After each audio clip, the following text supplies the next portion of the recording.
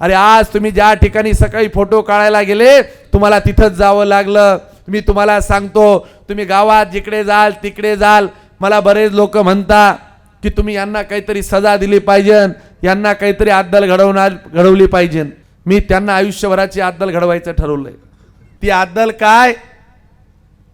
हे तीळपापळासारखे तळफळतील, जिथं जातील तिथं विकास कामांच्या माध्यमातून कुठल्याही महापुरुषाची जयंती आली त्यांना मंगेश चव्हाणचं केलेलं काम दिसेल, त्यांच्यासाठी ती मोठी अद्दल असेल। इथं आले तर त्यांना मी दिसेल, महात्मा फुलेंकडे मी दिसेल, महाराणा प्रताप चौकात मी दिसेल, संगम सेतूत मी दिसेल।